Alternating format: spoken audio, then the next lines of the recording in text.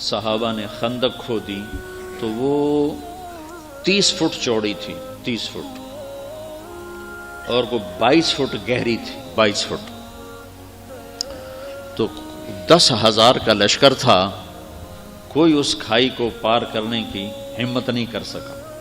تو عمر بن عبد ود، یہ بڑا شاہ سوار تھا اور 100 جنگیں لڑ چکا تھا، اس نے پھر اپنے گھوڑے کو اٹھایا اور دوڑاتا ہوا آ کر اس نے یوں جو اس کی لگام کو کھینچا ہے تو اس کے گھوڑے نے چھلانگ لگائی تو 30 فٹ کی کھائی کو پار کر کے صحابہ کے لشکر میں جا کھڑا ہوا، کہنے لگا حل میں مبارز، ہے کسی کو مرنے کا شوق تو آ جاؤ۔ تو سارے دم بخود ہو کے چپ کر گئے سب۔ حضرت علی کی عمر تھی 21 سال، وہ کھڑے ہو گئے، یا رسول اللہ میں جاتا ہوں۔ ہم کہا بیٹھو، یہ عمر ہے، عمر۔ اس نے پھر کہا ہے کسی کو جنت میں جانے کا شوق جس جنت کے دعوے کرتے ہو؟ تو کوئی نہیں کھڑا ہوا۔ حضرت علی کھڑے ہو، یا رسول اللہ میں جاتا ہوں۔ ہم نے کہا بیٹھو، یہ عمر ہے، عمر۔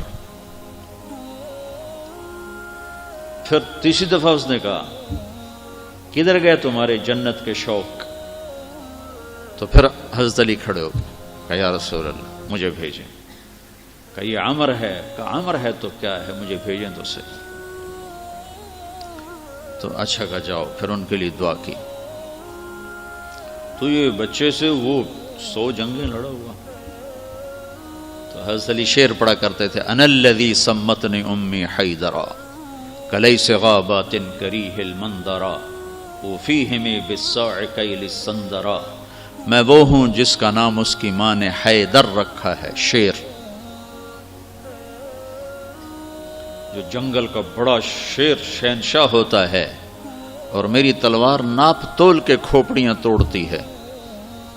تو جب وہ آئے نا تو اس نے پہچانا نہیں، کہنے لگا کون ہو؟ کہا علی۔ کہا بن عبد مناف؟ وہ پیچھے لے گئے۔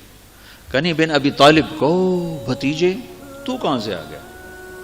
میں نہیں تمہیں قتل کرنا چاہتا۔ وہ اتنا مطمئن تھا، کہا میں نہیں تمہیں قتل کرنا چاہتا۔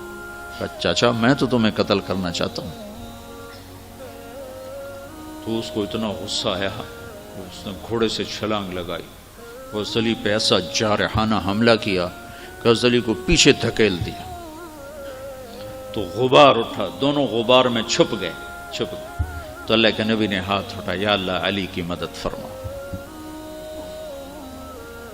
تو اس نے تھوڑی دیر کے بعد اس نے جو وار کیا، جو سر پہ لگا حضرت علی کے ترچھا، اور کندھے پہ آ کے لگا، کندھا زخمی ہو گیا۔ تو اتنے میں حضرت اللہ کے نبی کی دعا ہوئی، یا اللہ علی کی مدد فرما۔ تو حضرت علی نے بڑھ کے وار کیا، اس نے ڈھال پہ روکا، وہ ڈھال کٹ گئی، سیدھا اس کی کھوپڑی پہ لگا، وہ 2 ٹکڑے ہو کو نیچے گر گیا۔ حضرت حسن اور حسین بیمار ہو گئے۔ تو اللہ کے نبی خبر لینے آئے تو دونوں بچے بیمار تھے۔ تو آپ نے کہا حضرت فاطمہ سے روزے کی منت مان لو کہ اللہ تعالیٰ بچوں کو شفا دے تو ہم روزے رکھیں گے۔ تو دونوں میاں بیوی نے 3 روزوں کی منت مان لی کہ اللہ ہمارے بچوں کو شفا دے، ہم روزہ رکھیں گے۔ تو اللہ نے ان کو ٹھیک کر دیا۔ تو دونوں میاں بیوی نے روزہ رکھا، اور افطاری کا سامان گھر میں نہیں تھا۔ تو ایک یہودی تھا شمعون، حضرت علی اس کے پاس گئے، کہا کوئی مزدوری ہے؟ کوئی مزدوری ہے؟ کہاں ہے؟ یہ اون ہے، یہ صاف کر دو، تو تمہیں جو دوں گا، کچھ جو دوں گا۔ تو وہ اون لے کر گھر میں آئے، حضرت فاطمہ کو دی کہ صاف کر دو۔ انہوں نے اس کو دوپہر تک صاف کیا، وہ واپس لے گئے۔ تو اس نے تھوڑے سے جو دے دے، تو انہوں نے پیس کے آٹا بنایا، کھانا بنایا، روٹی بنائی، سالن تو تھا نہیں۔ دونوں میاں بیوی افطاری کے لیے بیٹھے ہیں کہ دروازے پہ آواز آئی، مسکین ہوں اللہ کے نام پہ کچھ دو۔ تو دونوں نے ایک دوسرے کو دیکھا، تو آدھی روٹی دے دیتے یا ایک روٹی دے دیتے، ایک خود آدھی آدھی کھا لیتے۔ دونوں روٹیاں اٹھا کے اس کو دے دیں اور پانی پہ افطار کر لیا۔ رات کو بھی کھانے کو کچھ نہیں تھا تو پانی پہ کھجور پہ روزہ رکھا. اگلے دن پھر حضرت علی شمعون یہودی کے پاس گئے اور اس سے اون لے کر آئے. حضرت فاطمہ نے اس کو سارا دن صاف کیا. عصر سے پہلے مزدوری ملی، اس کو صاف، اس کو پیس کر آٹا بنا کر روٹی بنا کر میاں بیوی کھانے پر بیٹھے تو دروازے پہ آواز لگی، یتیم ہوں اللہ کے نام پہ کچھ دو. تو دونوں نے ایک دوسرے کو دیکھا اور ساری روٹیاں اٹھا کر اس کو دے دی اور پانی پہ روزہ افطار کر. تیسرا دن آیا، پھر وہ مزدوری کر کے روٹی تیار کی اور افطاری پر بیٹھے تو دروازے پر آواز لگی. بدر کے قیدی اس دن آزاد ہوئے، بدر کے قیدی اس دن آزاد کیے گئے. تو ایک قیدی دروازے پر آ گیا، قیدی ہوں ابھی چھوٹا ہوں اللہ کے نام پہ کچھ دو. تو دونوں میاں بیوی نے دونوں روٹیاں اٹھا کر اس کو دے دی. 3 دن کے فاقے نے حضرت فاطمہ کو بستر پر گرا دیا اور بیمار ہو گئی.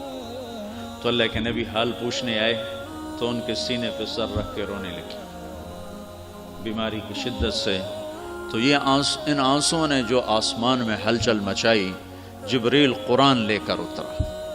وَيُطْعِمُونَ الطَّعَامَ عَلَى حُبِّهِ مِسْكِينًا وَيَتِيمًا وَأَسِيرًا انما نطعمکم لوجہ. پوری آپ کو سنو پیچھے سے، اللہ نے کیا عزت بخشی. پیٹ بھرنا تو جانور کا بھی کام ہے، پیٹ ہی بھرنا رہ جائے تو جانور انسان میں کیا فرق.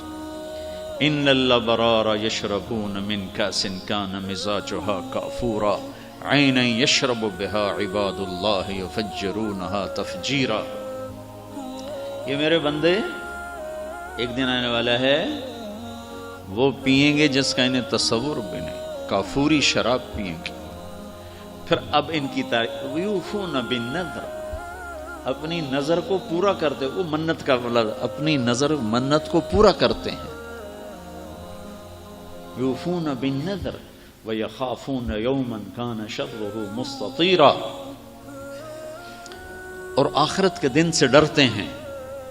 اب ان کی یہ صفت ہے، ویطعمون الطعام علی حبہ مسکینا ویتیما واسیرا. یہ خود بھوکے ہوتے ہیں، علی حبہ، خود بھوکے ہوتے ہیں اور کھلاتے ہیں مسکینوں کو، یتیموں کو اور قیدیوں کو. اور پھر ان کی اخلاص کی اللہ نے گواہی دی، انما نطعمکم لوجہ اللہ لا نرید منکم جزاء ولا شکورا. اللہ ان کے اخلاص کا گواہ بن رہا ہے کہ یہ کہہ رہے ہیں کہ ہم صرف اللہ کو راضی کرنے کے لیے کھلا رہے ہیں، ہم کوئی آہ واہ نہیں چاہتے. انا نخاف من ربنا یوما عبوسا قمطریرا. ہمیں اس دن سے ڈر لگتا ہے جس دن، جو دن بڑا خوفناک ہیبتناک ہے. پھر اللہ نے آگے بشارت دی، فوقاہم اللہ شر ذلک اليوم ولقاہم نضرۃ وسرورا وجزاہم بما صبروا جنۃ وحریرا متکئین فیہا علی الارائک لا یرون فیہا شمسا ولا زمہریرا ودانیۃ علیہم ظلالها وذللت قطوفها تذلیلا. آگے تک یہ قرآن اترا کہ اللہ تعالیٰ کہ جبریل آگے پیغام لے کر کہ علی و فاطمہ کا یہ عمل ایسا پسند آیا ہے کہ عرشوں پر بھی دھوم مچ گئی ہے. اور یہ سورہ دہر کی آیات کو اتارا گیا کہ میرا رب ان کے اس عمل پر ایسا خوش ہوا ہے کہ خود کھانا خود جمع